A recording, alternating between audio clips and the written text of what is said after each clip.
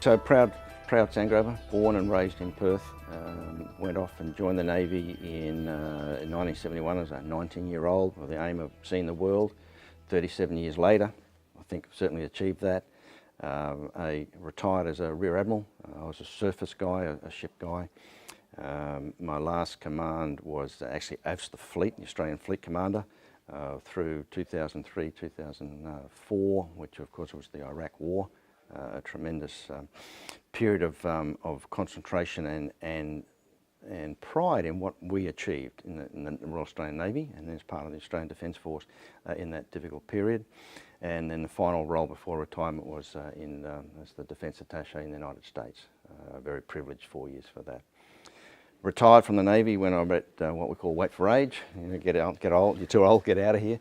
And moved into a think tank area, Kokoda Foundation, for example, now the Institute for Regional Security, and then into defence industry. Very proud to be the Chief Executive for Lockheed Martin Australia for the last 6 years, and have now tried to retire again into that, and right now doing a number of board work and this particular very important task for the Western Australian Government. Great honour to be asked to be the Defence Advocate by the Premier and by the Minister last August. And it seems already that, wow, we've done an awful lot in that space. It's a part-time position, so that needs to be appreciated. Located in Canberra, I'll spend 20 days a year, roughly here in Western Australia.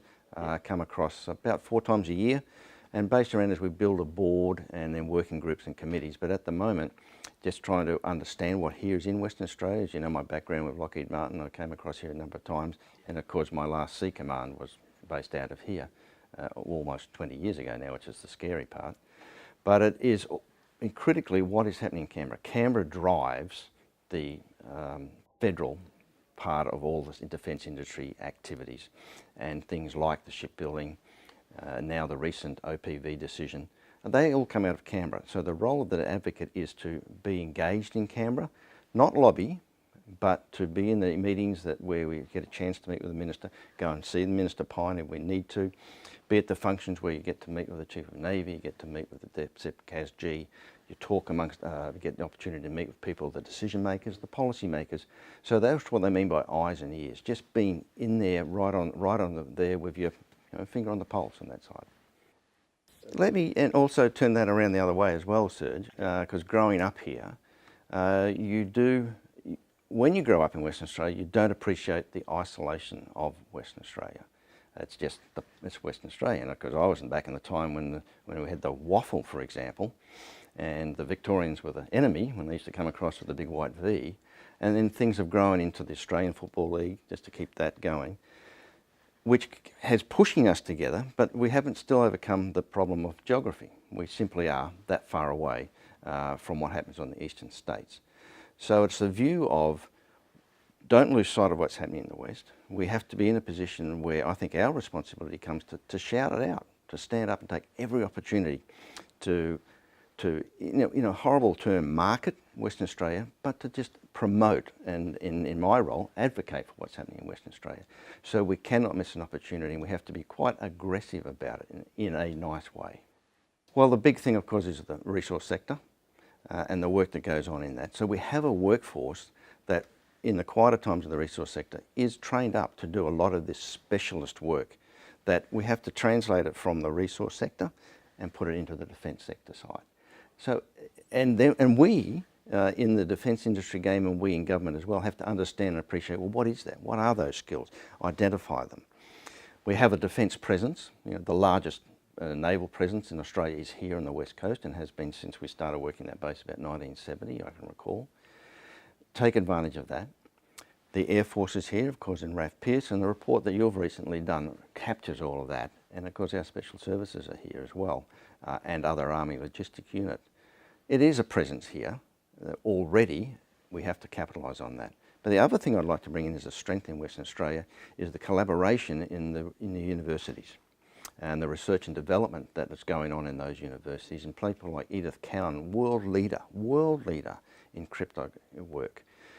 But what is the strength there is the Team Western Australian approach of the 4 major universities, University of Western Australia, Murdoch, Curtin and Edith Cowan, and Notre Dame in its own way as well. That doesn't happen in any other state.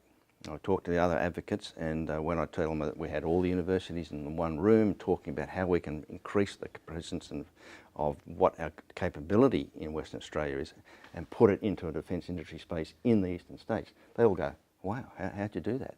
But it's already happening here, a real strength. The first point about every state now has an advocate, I see that very much as a positive. It's a realisation of the federal government's drive right now under the Turnbull government of defence industry being their primary industry platform. As someone from defence background, defence industry background, I mean, that's a tremendous opportunity. I would argue maybe never been repeated before. World War II, potentially. But that space is opened up for us in the game, potential opportunities that need to be grasped. Every state who now has an advocate, which is, as you pointed out, now every state, with Queensland the last one on board, realises that there is opportunity for them to do particular work in defence state. The biggest point is all the advocates, who are, the majority are Canberra-based, and we all know each other. We've basically grown up with each other. It's a collaborative approach, but we all realise it's a national endeavour. So what the government is trying to do is a national endeavour. The advocacy role is to ensure that the potential, the capability and capacity of each of the states is known by the federal government and promoted, and in a way, the advocacy for it. But all we're doing is bringing to the attention, of the federal government about what is already here, and then using that to grow a greater potential and bring forward a national approach to what's going forward. And I believe, certainly my engagements with Minister Pyne, for example, the advocates are very much appreciated because it gives them also a point of contact that doesn't have to be political, but a point of contact to just even start having conversations and questions. So in my mind, Defence Advocates is a great plus for all the states and for Australia. Well, we've got to be careful as well when again putting that question, Serge, what are we in Western Australia in a position to offer the federal government? And when you say, well, what's the federal government going to offer us? We have to prove that we have the capability and the capacity and the ability to grow here as well. And I come back to the research and development and into the relationship with the universities. But also, let's have a little bit of the history. The relationship of Western Australia has had with the United States Navy, for example, goes back to World War II.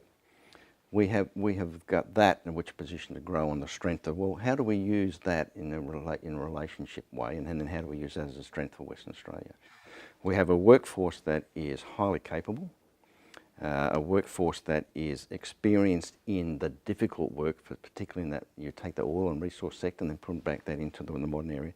We have things like the TAFE organisation, the South Metropolitan TAFE, and the way they go about already engaging with the defence is a big plus. I haven't heard of that before in other TAFEs. In fact, I'm going to meet with them this afternoon. So look at our pluses. And again, if I may come back to your report, we have put that together. We will continue to do that in Defence West, because Defence West only stood up on the 1st of July. So we've got to appreciate that they're growing as well and maturing. Start to do audits of the capability here. We need to make people in Western Australia understand their own capacity. What have they got here? People who mightn't even think that we're in the defence game, but you've got this particular skill that could be used in the defence game. Become a conduit for them to say, well, how do I get into the defence game? Because it is inherently difficult. You appreciate more than most. This is not where you sit there and someone knocks on your door and say, hey, we need this. You've got to fight to get into that defence game. Then you've got to fight to get into the global supply chain. And Defence West is looking to help that. You put that, then you say, well, Defence West is aggressively in doing that and promoting Western Australia. That is what goes back to the federal government. And then they say, well, hey, the West is onto it, and we can see the capability, what's there, and we need them to be part of our whole sovereign capability.